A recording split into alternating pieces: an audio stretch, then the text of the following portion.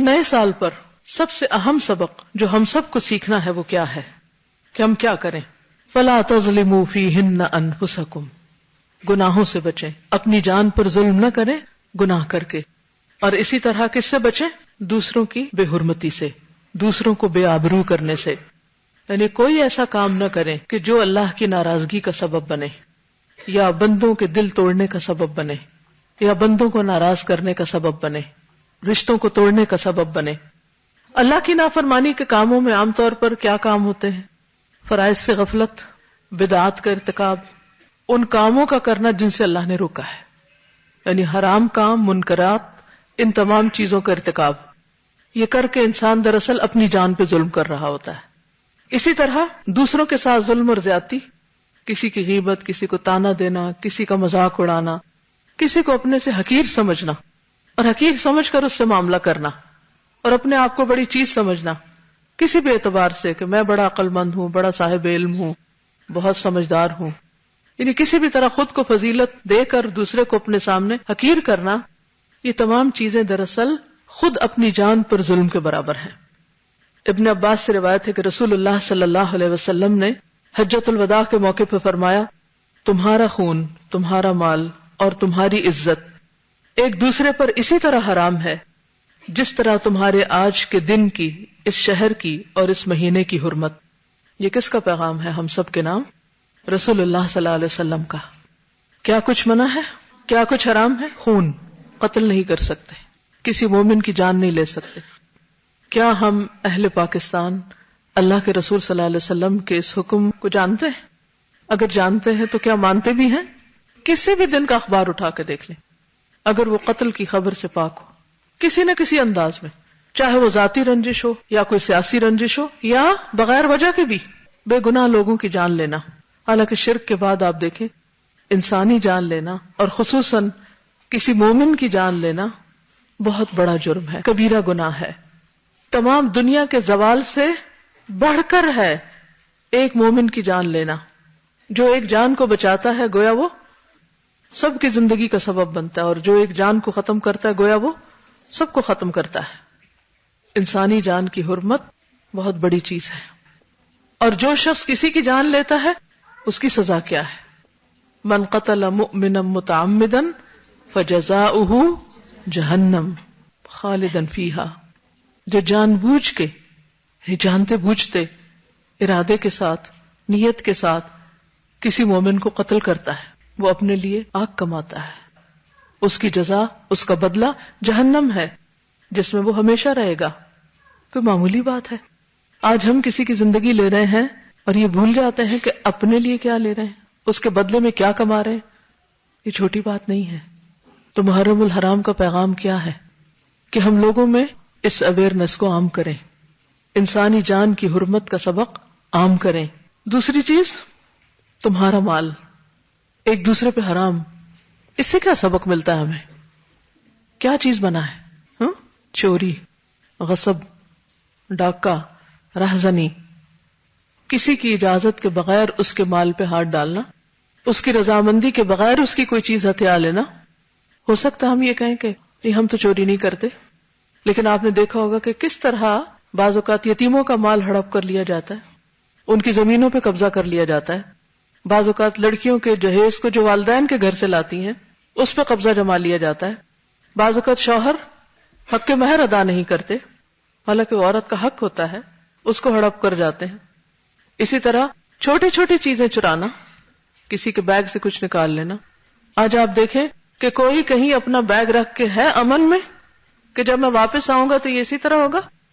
تو اسی طرح امانتوں میں خیانت، کہ کوئی آپ کے پاس کوئی چیز امانت رکھواتا ہے اور آپ اس میں سے اپنی مرضی سے تصرف شروع کر دیتے ہیں. کسی کا بھی مال، کسی کی بھی ملکیت کی چیز اس سے زبردستی ہتھیانا یا اجازت کے بغیر یا کسی طرح زور زبردستی جبر سے چوری کر کے یا سامنے سے لوٹ کے، یہ سب کچھ حرام ہے. کیا سزا ہے چوری کی؟ ہاتھ کاٹنا. اور رہزنی اور لوٹ مار کی سزا کیا ہے؟ مخالف سمت سے ہاتھ پاؤں کاٹنا. عبرتناک سزائیں ہیں.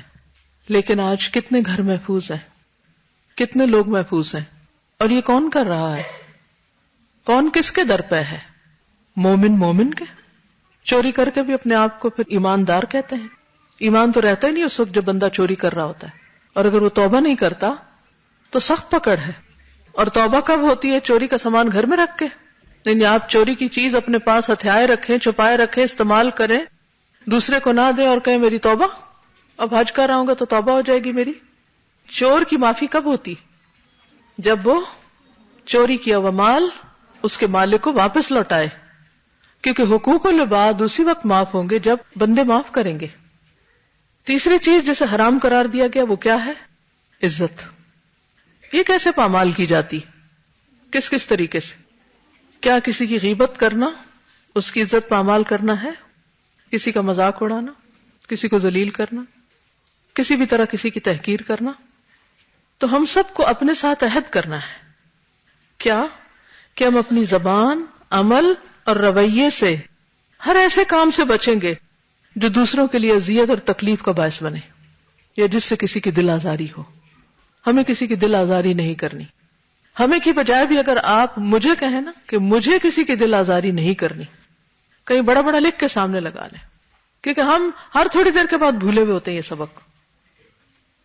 تو ہر نئے سال میں ایک نئی عادت تو اختیار کرنی چاہیے نا, ایک غلط عادت تو چھوڑنی چاہیے, اور اپنا محاسبہ خود کرنا چاہیے. پھر اسی طرح دیکھیے کہ عام لوگ تو عام لوگ, کیا ہم میں سے کسی کو یہ زیب دیتا ہے کہ وہ صحابہ کرام کے خلاف کوئی بات کرے؟ ہماری عزت بڑی ہے یا ان کی عزت؟ نبی صلی اللہ علیہ وسلم نے صحابہ کے بارے میں کیا فرمایا تھا؟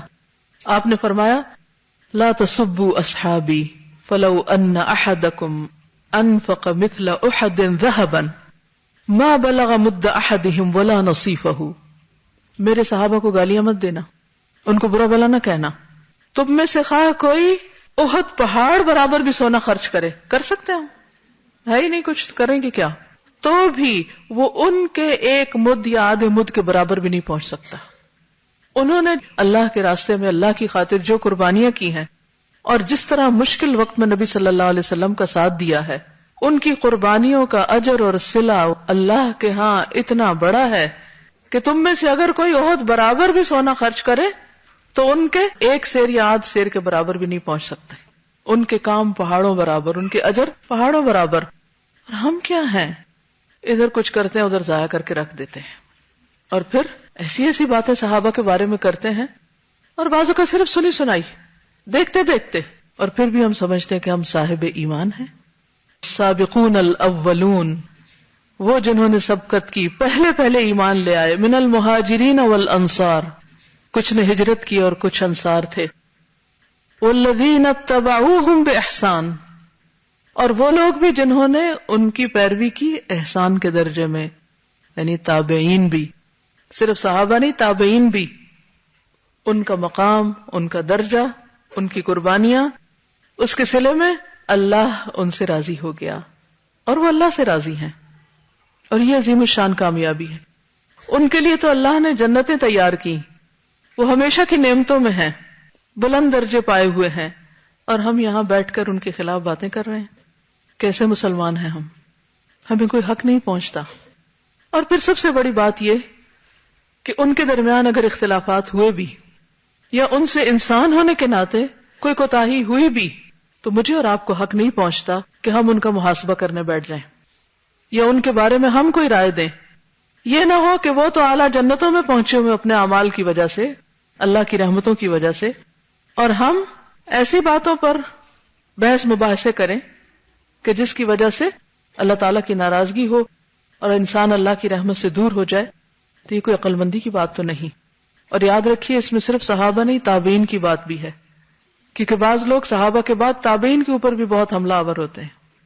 تو اس لیے جب کبھی گزرے ہوئے لوگوں کی بات ہو تو ہمارا فرض کیا ہے, ہم کیا کریں, کیا کہیں؟